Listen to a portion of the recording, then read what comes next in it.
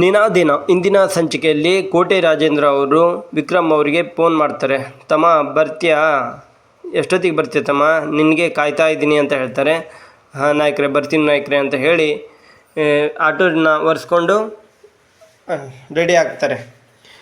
ವೆಂಕಿ ಕಾಲಲ್ಲಿ ಮಾತಾಡ್ತಾ ಇರ್ತಾರೆ ರಿಯಲ್ ಎಸ್ಟೇಟಿಂದು.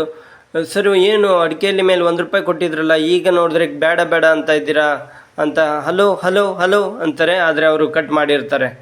ನನಗೆ ಯಾಕೋ ಏನೋ ಒಂದು ವಾರದಿಂದ ಇದೇ ಥರ ಆಗ್ತಾಯಿದೆ ಅಂತ ಹೇಳ್ತಾರೆ.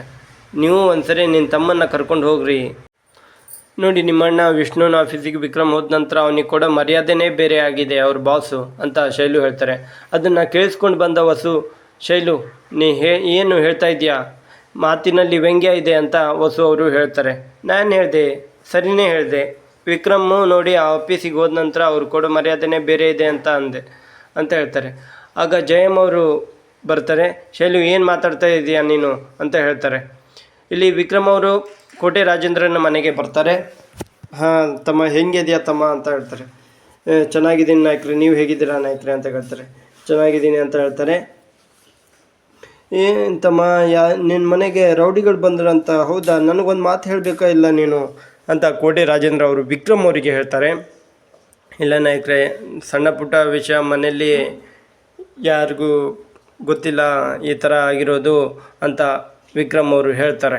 ಮತ್ತು ಗೊತ್ತಿಲ್ಲ ಅಂದರೆ ನನ್ನ ಹತ್ರನೇ ಇದ್ಕೊಂಡು ಗೊತ್ತಿಲ್ಲದೆ ಇರೋ ಥರ ಕೆಲಸ ಮಾಡು ಮನೆಯಲ್ಲಿ ಅಂತ ಕೋಟೆ ಅವರು ಹೇಳ್ತಾರೆ. ಇಲ್ಲ ನಾಯಕ್ರೆ, ಅದೆಲ್ಲ ನಾ ಈಗ ಆ ಥರ ಮಾಡಲ್ಲ. ವೇದ ವಿಕ್ರಮ್ಗೆ ಫೋನ್ ಮಾಡ್ತಾರೆ.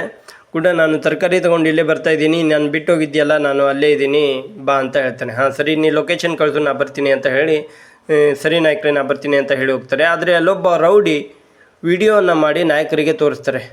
ಅದು ವಿಡಿಯೋ ಮಾಡಿದ್ದು ವಿಕ್ರಮ್ಗೆ ಗೊತ್ತಿರಲ್ಲ. ಇಲ್ಲಿ ವಿಷ್ಣು ಮನೆಗೆ ಬರ್ತಾರೆ. ವಿಷ್ಣು ಮನೆಗೆ ಬಂದು, ಏನು ರೀ ಮಧ್ಯಾಹ್ನನೇ ಬಂದುಬಿಟ್ರಿ. ಹಾಂ ನನ್ನ ಕೆಲಸ ಮುಗೀತು, ಮಧ್ಯಾಹ್ನ ಒಂದು ಬಾಸ್ಗೆ ಫೋನ್ ಮಾಡಿದೆ, ಅವರು ಹೋಗ್ಲಿಕ್ಕೆ ಹೇಳಿದ್ರು ಅಂತ ಹೇಳ್ತಾರೆ. ಇಲ್ಲ ಅದೆಲ್ಲ ಗೊತ್ತಿಲ್ಲ, ನೀವು ಕೆಲಸ ಮುಗಿಯೋವರೆಗೂ ಅಲ್ಲೇ ಇದ್ದು ಆಮೇಲೆ ಬನ್ನಿ, ಸಂಬಳ ತಗೊಳ್ಳುವಾಗ ಈ ಥರ ಮಾಡಬೇಡ್ದು ಅಂತ ಹೊಸವರು ಹೇಳ್ತಾರೆ. ಹಾಂ ಸರಿ, ಊಟ ಮಾಡಿ ಬನ್ನಿ ಅಂತ ಹೇಳ್ತಾರೆ.